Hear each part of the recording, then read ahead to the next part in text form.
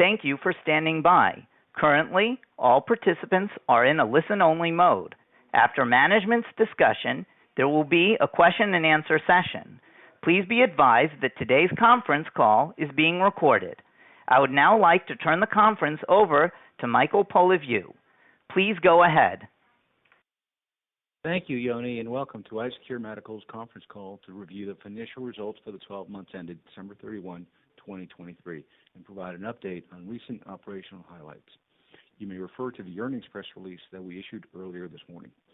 Participating on today's call are Icecure Medical's CEO, Eyal Shamir, CFO and COO, Ronen Zimmerman, VP of Sales North America, Shad Good, and Talit Bouzi Telzur, VP of Business Development and Global Marketing. Before we begin, I will now take a moment to read a statement about forward-looking statements.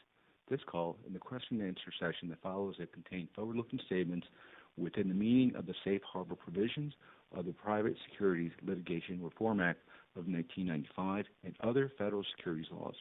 Words such as expects, anticipates, intends, plans, believes, seeks, estimates, and similar expressions or variations of such words are intended to identify forward-looking statements. For example, we are using forward-looking statements in this presentation when we discuss the achievements we expect to accomplish as we continue to advance our growth strategies, our positioning to make significant commercial advances in key markets, pursuit of regulatory approvals in various jurisdictions, including with respect to the appeal we have filed requesting a review of its de novo classification of ProSense, which earlier was granted. Expansion of clinical applications, release of results from our clinical results, potential market adoption, and future sales of Icecure's minimally invasive cryoablation technology, advancing regulatory and commercial strategies, strategic plans, and our belief that we are in position to meet our primary goals in 2024. Because such statements deal with future events and are based on Icecure's current expectations, they are subject to various risks and uncertainties, and actual results, performance, or achievements of Icecure could differ materially from these described or implied by the statements during this call.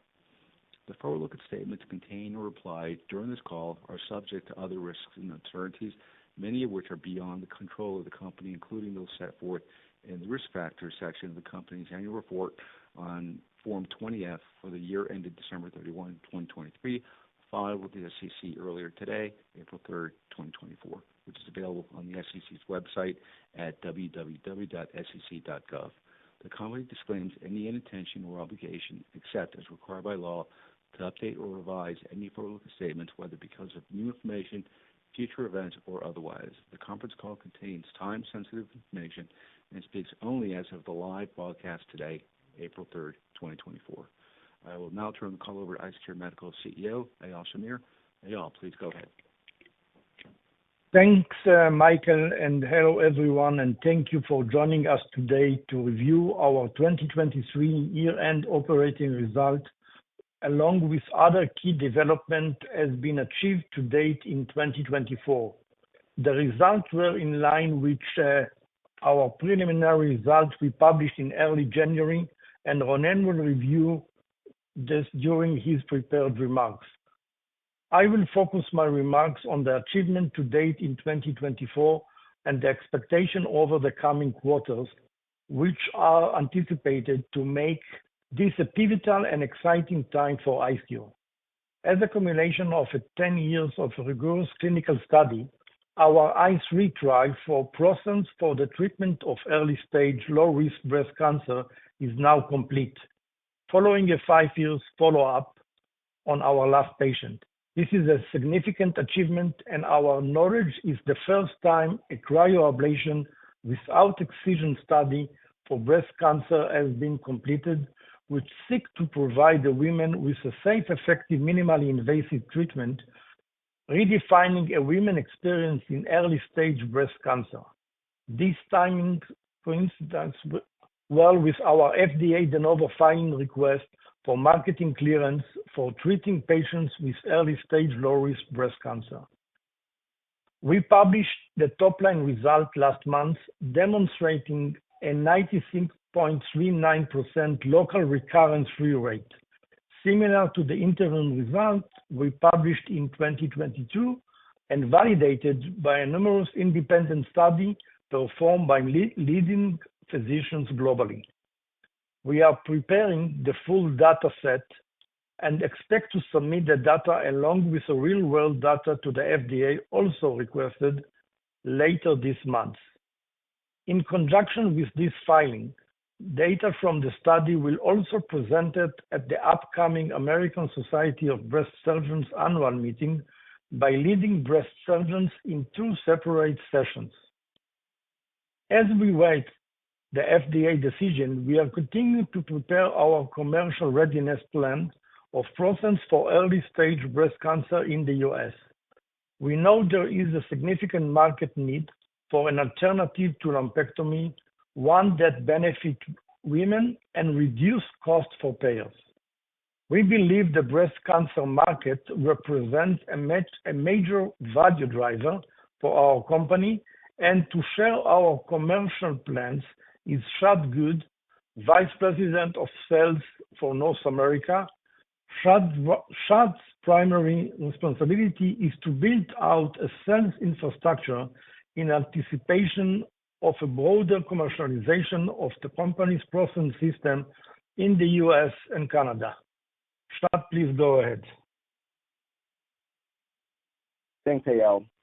I'll start off with a little bit about my background. I previously spent 18 years working in the breast cancer diagnostic and surgical space. Most recently, I've led the U.S. sales organization in the launch of an emerging technology, the wire-free device for lumpectomies. My goal today is to provide a brief overview of our commercial plan for ProSense. To begin, our U.S. commercial team currently includes 4 people: myself, 2 people in sales, and 1 clinical application specialist. Despite the limited sales footprint, we are having success as we continue to experience increased system sales and utilization. We also believe, upon the FDA's decision, we can achieve our initial post-launch sales goals with the current team. We have been very active with medical conferences and direct sales of ProSense for the indication for which it is already approved in the U.S. We've experienced strong interest in ProSense from breast surgeons and radiologists. However, we also believe rising patient awareness will generate greater interest and demand.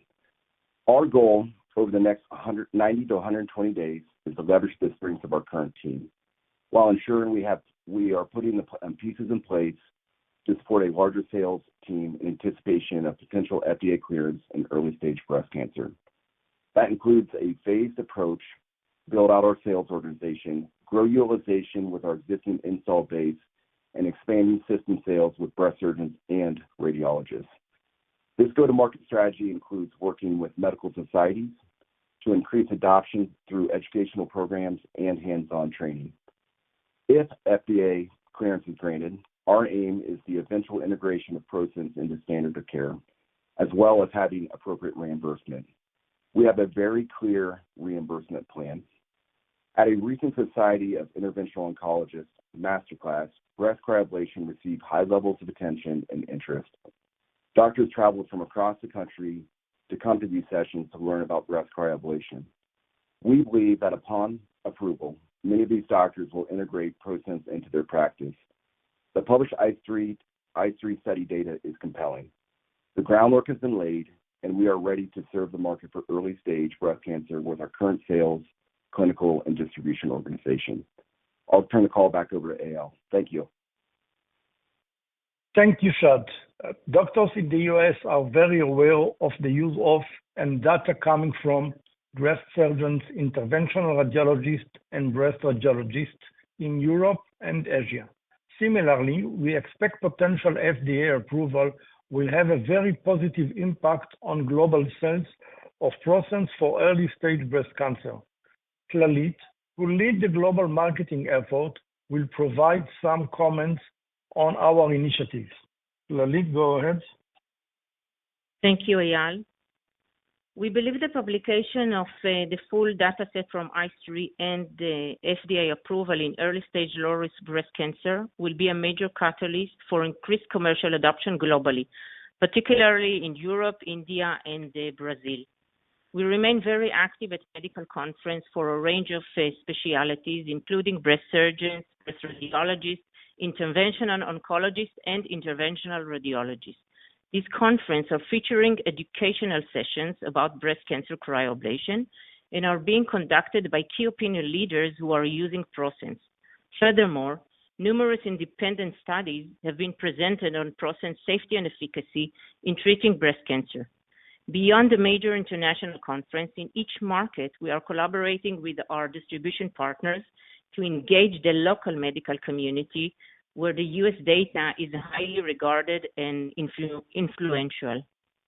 The increase in product-driven revenues in 2023 was driven by our efforts in the United States as well as in other territories where we are growing our distribution network, such as in Europe.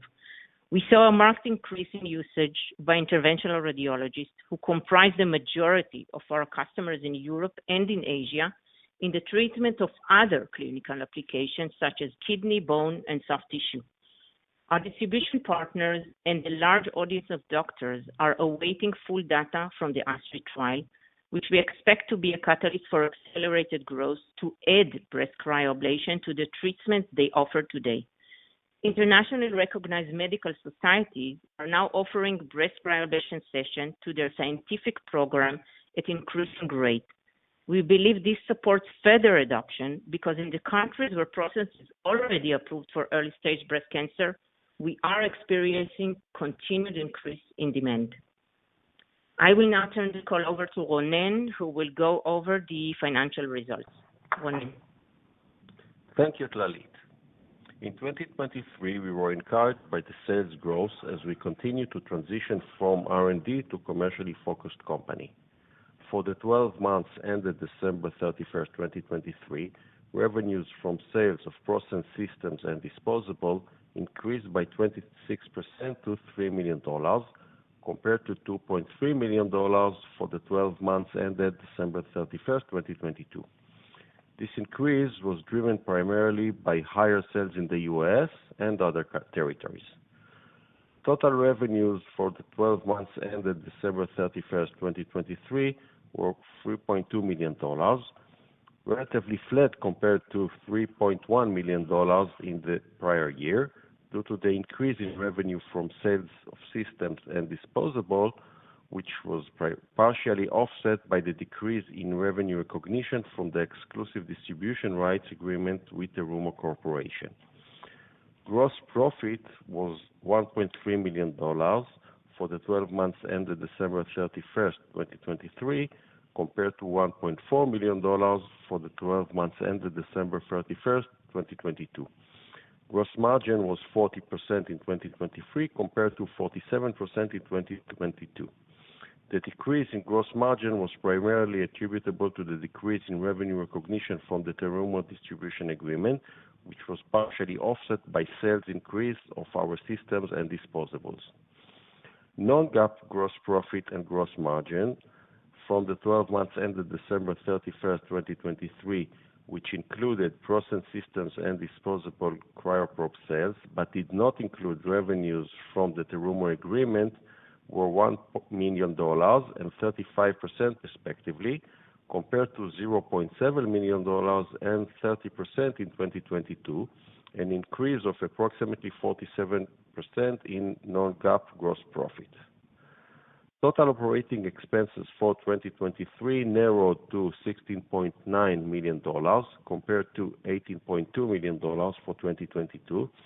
This was primarily attributable to reduction in R&D expenses and general and administrative expenses, which were partially offset by the increase in sales and marketing expenses.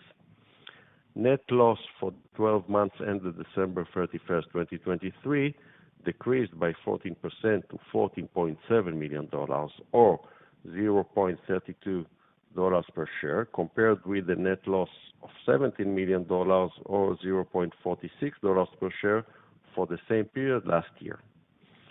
As of December 31st, 2023, the company had cash and cash equivalents, including short-term deposit of approximately $11.1 million.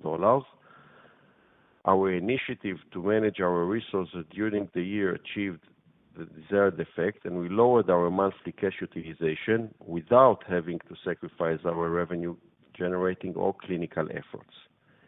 During the first quarter, we raised approximately $3 million in gross proceeds from our ATM and ended the first quarter with cash and cash equivalents of approximately $11 million.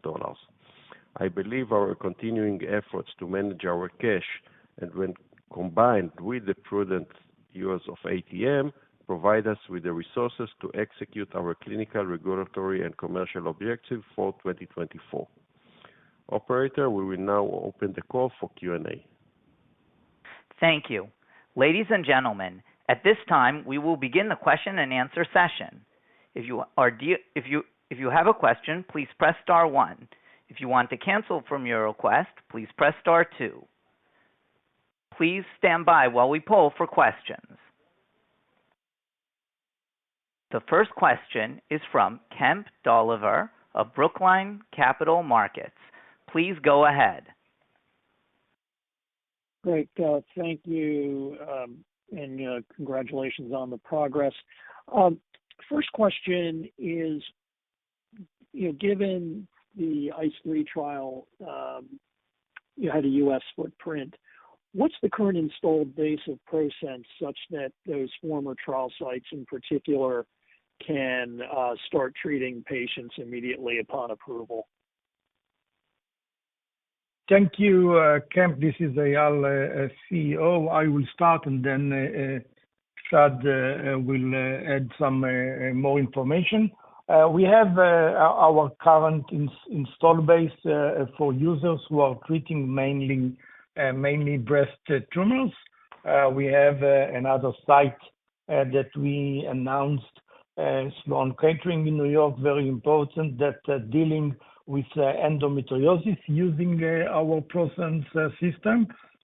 Shad and his team will continue to grow the market in parallel for our process with the FDA. So we would like to be fully ready for that respect. So Shad, if you have anything to add? No, I don't have anything else to add to your comment. Great. And then my next question relates to the XSense filing announced yesterday, and what are the features of the XSense relative to ProSense? Yeah. Thank you.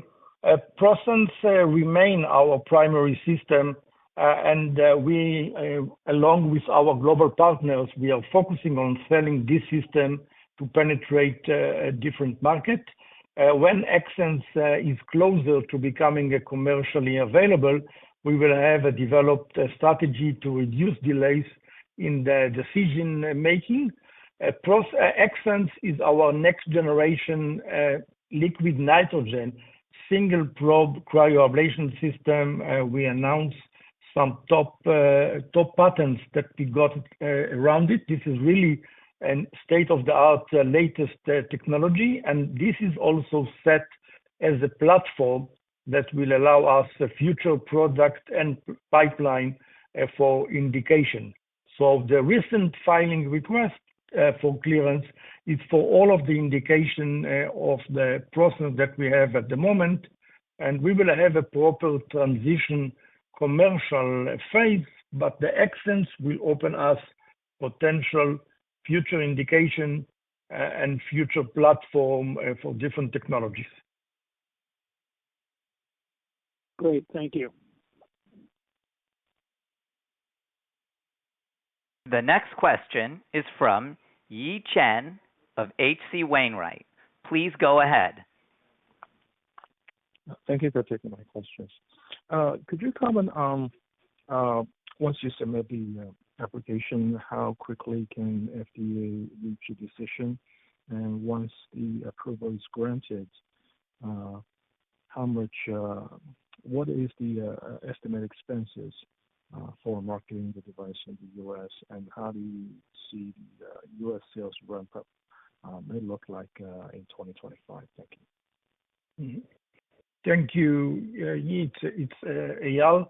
It remains unknown regarding timing since this is still process from the initial de novo application that we submitted in October 2022. It is very important that we not speculate on the timing.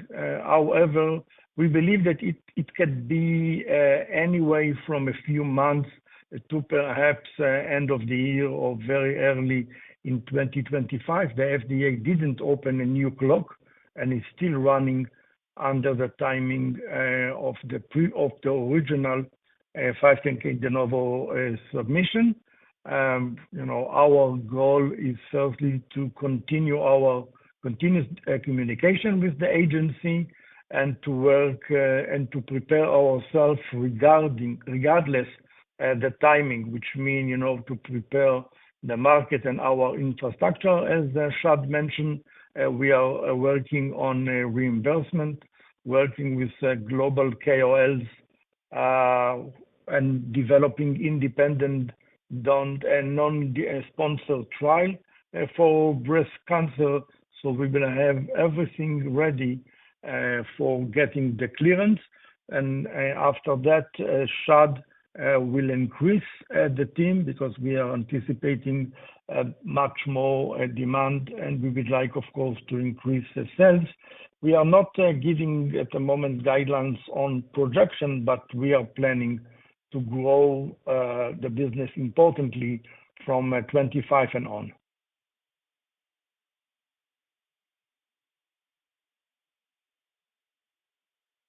Thank you. If there are any additional questions, please press star 1. Please stand by while we poll for more questions.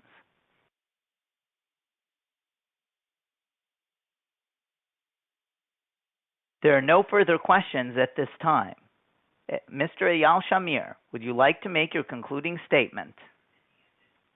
Yeah, thank you everyone for participating on our call today. Stay tuned for our ICE3 full data announcement, as well as other major developments. We sincerely thank all of the patients who participated in the ICE3 study and their families. We hope women who experience the ProSense treatment are enjoying a healthy life free of surgical scarring. We also are grateful to all our shareholders who support in helping to bring a much-needed minimally invasive solution to women with early-stage breast cancer. Thank you very much, everyone. Thank you. This concludes the Icecure fourth quarter 2023 results conference call. Thank you for your participation. You may go ahead and disconnect.